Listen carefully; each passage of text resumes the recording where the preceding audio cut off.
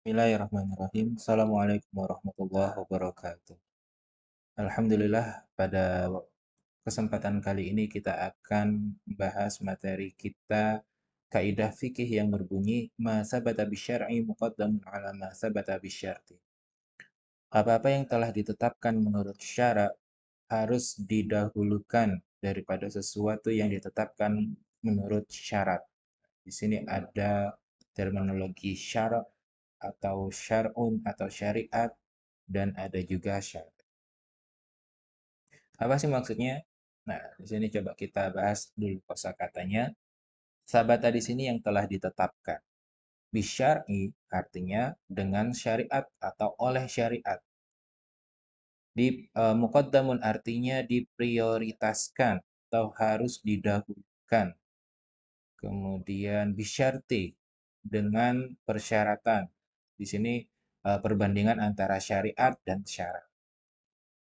As-sulhu. As-sulhu di sini berarti perjanjian atau damai. Kemudian syartun atau syurutun, jamak dari syartun yang berarti syarat. Di pertemuan sebelumnya kita pernah membahas tentang masadirut tasyrik islami atau sumber hukum Islam. Ada sumber hukum Islam yang disepakati dan ada sumber hukum Islam yang terdapat perbedaan pendapat ulama di sana. Yang tidak ada perbedaan pendapat ulama di dalamnya disebut yang disepakati atau muttafaqun fi. Ada Al-Quran, kemudian ada hadis, ada ijma, dan ada kias. Kita mencoba untuk mereview sedikit ya tentang materi ini sudah ada sebelumnya di perkuliahan kita. Kalian di mata kuliah usul fiqh pasti sudah ada, tapi kita hanya mereview sedikit sumber hukumnya. Al-Quran, hadis itu sepakat. Keduanya ini adalah sumber hukum yang tidak terbantahkan. Tidak ada yang berselisih paham tentang keautentikan dua sumber hukum ini. Kemudian ada ijma dan kias juga. Ijma kias ini ada perbedaan pendapat ulama, tapi masih minoritas, tidak banyak. Misalnya ijma, ijma dulu tidak diterima oleh madhab Syiah. Kenapa? Karena ijma di sini ada pendapat orang-orang yang non Syiah juga, sehingga mereka tidak menerima. Ada yang berkata seperti itu. Kemudian ada juga yang menolak karena ijma di sini kan pendapat eh, ulama, konsensus, kesepakatan bersama. Sedangkan dalam suatu permasalahan belum tentu di daerah lain memiliki apa solusi yang sama atas jawaban permasalahan tersebut. Sehingga ijma'nya mereka tidak menerima yang namanya ijma. Contoh ijma apa? Contoh ijma di sini misalnya hukum mengumpulkan Al-Quran pada periode sahabat dulu, pada periode Utsman bin Affan ketika mengumpulkan atau membukukan Al-Quran. Ya. Para sahabat semuanya sepakat karena kepentingan untuk apa menjaga Al-Quran. Kemudian yang keempat adalah kias. Kias menganalogikan suatu hukum di perkara yang baru dengan hukum yang telah ada pada perkara yang telah ada. Contohnya misalnya eh, kias hukum antara kalau misalnya sekarang ada narkotika, dulu tidak ada narkotika. Ilat hukumnya apa? Atau sesuatu yang terkandung eh, apa narkotika itu dikiaskan dengan alkohol. Narkotika dikiaskan dengan alkohol. Dulu nggak ada narkotika, adanya alkohol. Alkohol itu memabukkan. Jadi ilat hukumnya atau alasan hukumnya adalah dia memabukkan sampai orang hilang hilang kesadaran seperti itu. Nah, ketika di zaman sekarang ditemukan suatu makanan atau minuman atau apa ya alkohol kan banyak macam-macam bentuknya ya. Dan dia sifatnya itu serupa dengan alkohol. Dia memabukkan, kemudian menghilangkan kesadaran. Nah, sehingga hukumnya dikiaskan dengan alkohol. Itu dianalogikan atau disamakan seperti itu. Kemudian sumber hukum Islam yang lain yang tidak disepakati ya, di sini ada perbedaan pendapat ulama selain berbeda keabsahannya juga berbeda dalam urutannya. Contohnya di sini ada istihsan, ada masalih mursalah, kemudian ada istishab, ada uruf atau adat istiadat, kemudian kaul sahabi, syar'un man qablana atau syariat sebelum syariatnya Nabi Muhammad SAW. Ini sudah pernah dibahas sebelumnya di mata kuliah usul fikih lebih detail. Bisa kembali mereview mata kuliah atau materi-materi yang ada di mata kuliah tersebut. Iya, ketinggalan satu dari. Oke, Allah Subhanahu wa taala berfirman dalam surah Al-Hujurat ayat pertama, A'udzu billahi minasyaitonir rajim. Ya ayyuhalladzina amanu la taqaddimu baina yadayillah wa rasulihi wattaqullaha innallaha samiun alim. Wahai orang-orang yang beriman, janganlah kamu mendahului Allah dan Rasul-Nya dan bertakwalah kepada Allah. Sesungguhnya Allah Maha mendengar lagi Maha mengetahui.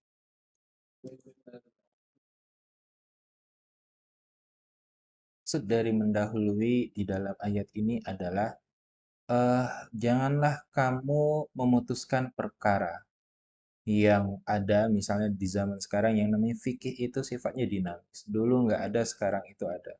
Contoh tadi hukum narkotika. Dulu nggak ada, sekarang ada. Nah, dalam perkara-perkara yang baru seperti ini, la tuqaddimu baina yadayillahi wa rasulihi. Jangan sampai kita memutuskan perkara-perkara tadi tanpa kita mengetahui atau tanpa kita merujuk kepada sumber hukum. Sumber hukum yang tadi sudah kita sebutkan di slide sebelumnya ada 4 yang muttafaqun alaihi. Jangan sampai kita mendahulukan pendapat kita tanpa kita merujuk kepada sumber hukum tadi. Selain sumber hukum yang tadi, tentu sumber kita tidak bisa langsung memahami bagaimana tafsirnya Al-Quran dalam suatu ayat, bagaimana hadisnya Rasulullah. Tentu kita akan merujuk kepada pendapat para ulama juga. Ulama-ulama yang memang dia memiliki kapasitas keilmuan untuk membahas sesuai dengan disiplin ilmunya masing-masing. Tentu kita akan merujuk pendapat ulama untuk memahami makna. Bukan berarti kita langsung kembali kepada Al-Quran dan hadis, kita baca Al-Quran dan hadis, kita membaca terjemahannya. Kita tidak akan bisa memahami Al-Quran dan hadis dengan hanya membaca terjemahan. Karena yang namanya bahasa Arab itu sangat kompleks sekali. Ada ilmu yang harus dimiliki untuk memahami bahasa.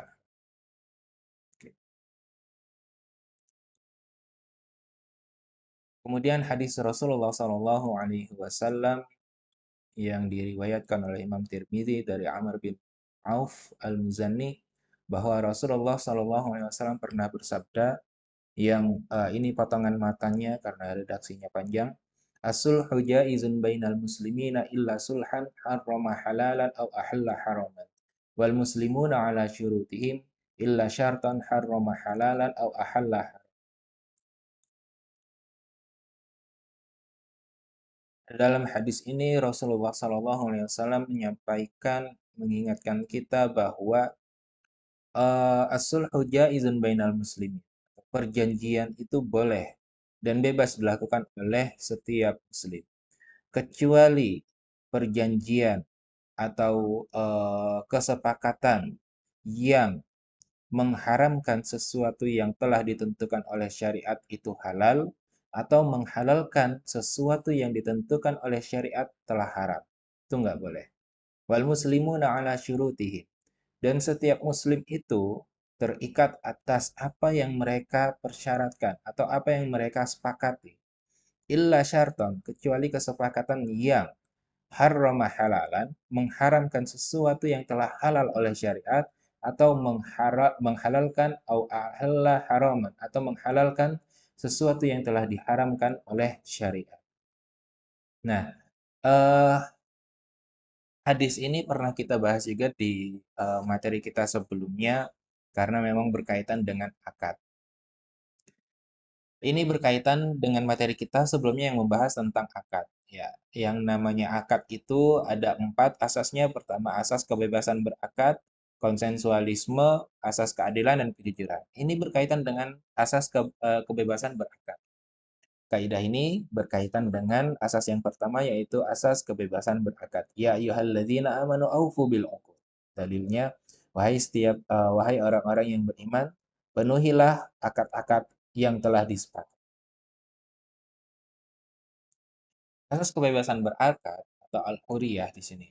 Nah, dari sini kita bisa pahami bahwa kita itu berhak untuk melakukan kesepakatan apapun itu. Karena ini dalam ranahnya dalam muamalah ya. Kita sepakat mau mengadakan transaksi apapun itu yang ada sekarang itu banyak akad-akad atau transaksi yang belum ada di zaman dulu. Nah, sehingga ini adalah hadis atau dalil yang sifatnya itu pamungkas. Pamungkas. Jadi, akad-akad apapun yang dibentuk sekarang itu boleh. Selama apa? Selama tidak mengharamkan sesuatu yang halal dan tidak menghalalkan sesuatu yang haram. Syariat sudah punya ketentuan apa aja yang dihalalkan, apa aja yang diharamkan. Tuh. Misalnya ada akad-akad yang baru sekarang, coba dicek dulu apakah ada yang terzolimi, karena dalam syariat ditentukan tidak ada yang boleh terzolimi. Tidak ada yang boleh dirugikan dalam suatu akad transaksi. Kalau misalnya ada, maka akad tersebut tidak boleh. Toh haram. Disinilah as-sulhu jaizun atau al-muslimuna ala syurutihim. Semua kita itu berhak untuk melakukan transaksi apapun yang baru bentuknya selama tidak mengharamkan yang halal dan tidak menghalalkan yang haram. Dengan asas kebebasan berkontrak dapat diciptakan akad-akad perjanjian baru ya. Yang nama-nama sekarang ini akad-akad musamma perjanjian yang sudah ada nama-namanya. Akad-akad sekarang yang kita lihat seperti ada musyarakah, mutanakisah itu belum ada tuh. Multi level marketing, franchising, perjanjian land facility. Ini beberapa nama-nama akad yang kita temukan sekarang di zaman ini. Tapi apakah akad ini semuanya halal? Maka perlu merujuk dulu. Apakah akad ini mengharamkan sesuatu yang halal atau menghalalkan yang haram atau tidak? Kalau misalnya terbebas dari itu, maka akad-akad yang disebutkan di dalam contoh ini itu adalah akad-akad yang boleh. Maka perlu diperhatikan. Kaidahnya di sana. Apakah ada uh, sesuatu yang mengharamkan sesuatu yang halal atau menghalalkan sesuatu yang haram atau tidak? Oke, contohnya misalnya. Contoh di sini antara syariat dan syarat. Memang kita harus mendahulukan antara syariat dan syarat. Kalau misalnya sudah ditentukan secara syariat, yang namanya riba itu haram. Saya pengen beli rumah dengan sistem KPR. Ada dua pilihan, melalui bank syariah atau bank konvensional. Kalau misalnya bank syariah itu menggunakan akad-akad yang syariat tentunya.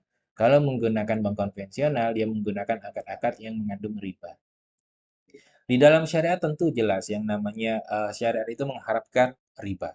Ketika saya mau membeli rumah dengan sistem KPR, saya melakukan akad dengan penjual, saya bilang saya mau membelinya dengan sistem KPR, gimana? Boleh katanya. Tapi saya kalau mau KPR, saya bisanya di bank BCA. Saya nggak nerima di bank selain BCA.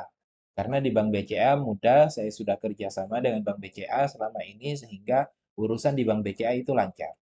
Nah, kalau misalnya dipersyaratkan oleh developernya atau oleh penjual menggunakan bank yang mengandung ribawi, maka itu bertentangan dengan syariat yang mengharamkan riba. Kalau terjadi pertentangan antara syariat dan syarat seperti ini, maka yang didahulukan adalah syariat. Kita harus menolak. Kita tawarkan gimana pun juga saya harus menggunakan bank yang menggunakan akad syariah. Kalau misalnya tidak, maka saya mencari rumah yang kita tawarkan seperti itu. Itu menolak halusnya seperti itu. Nah, jadi di sini ketika terjadi pertentangan antara syariat dan syarat, maka yang didahulukan adalah syariat. Atau contoh yang lain, beli buah, beli buah mangga ke petani langsung. secara syariat itu tidak boleh membeli dengan sistem ijon. Sistem ijon itu kan buah yang belum matang, yang masih ada di pohon, kita langsung beli borongan. Saya beli 3 pohon ini, satu pohonnya 1 juta. Walaupun keuntungannya belum tentu itu semuanya matang. Jangan-jangan nanti baru dibeli, besoknya habis dimakan ulat semuanya. Nah, kalau seperti itu kan tentu ada unsur horornya. Belum tentu buahnya itu matang. Belum tentu buahnya itu selamat. Itu larangan oleh syariat, itu tidak boleh dengan sistem itu. Kemudian ketika kita mau beli buah mangga, penjualnya itu mensyaratkan kalau mau beli buah mangga, kami biasanya di sini pakainya tuh sistem borongan, Pak. Kalau mau beli langsung satu pohon, yang ini pohon yang A harganya 1 juta, yang B harganya 1,5, yang C harganya 2 juta. Kalau mau borongan semuanya ambil dah 2,5 misalnya kayak gitu. Dia ngasih tawaran. Nah, di sini kan ada pertentangan lagi antara syarat kalau mau beli tapi sistem borongan dengan sistem ijon, kalau misalnya mau membeli di tempat nyedia, ketika terjadi pertentangan tersebut, maka yang kita dahulukan adalah syariat. Kita nggak boleh membeli dengan sistem ijon. Nah, akad-akad apapun nanti yang ditemukan ketika terjadi pertentangan antara syarat dan syariat, kita tentu diperbolehkan membuat syarat apapun itu. Di materi kita sebelumnya membahas tentang kaidah fikih yang berkaitan juga dengan syarat yang bunyinya kullu syartin kana min maslahatil aqdi au min muqtadahu fahuwa jaizun. Setiap syarat yang dibuat dalam transaksi, kalau syarat itu memang untuk kemaslahatan akad atau tujuan hukumnya itu boleh. Kalau sesuai dengan kemaslahatan dan tujuan dari akad, maka boleh. Contoh kan di pertemuan tersebut, contoh misalnya kita mau beli rumah, tapi kita kasih syarat. Saya mau rumahnya itu nanti pintunya itu ada di posisi pintunya ada di sebelah kiri, atau posisi pintu ada di sebelah kanan. Kemudian garasinya itu nanti lebarnya sekian. Gerbangnya saya maunya itu modelnya sliding, warna catnya putih, misalnya seperti itu. Di dalamnya saya pengen ditanamkan pohon mangga. Itu kan syarat-syarat, ya. Syarat-syarat itu yang kita tawarkan kepada penjual. Kalau misalnya mereka mau, ya itu demi kemaslahatan akad juga, demi kemaslahatan akad, dan tidak ada unsur-unsur yang diharamkan di dalam akad tersebut. Maka itu boleh. Nah, kembali lagi dengan kaidah yang ini tadi, kita itu berhak untuk membuat syarat apapun dalam transaksi kita. Selama apa? Selama tidak bertentangan dengan syariat. Kalau syarat tersebut bertentangan dengan syariat, maka didahulukan kepentingan syariat dibandingkan dengan syarat. Oke, cukup sekian materi kita di kaidah fikih ini. Syukron. Assalamualaikum warahmatullahi wabarakatuh.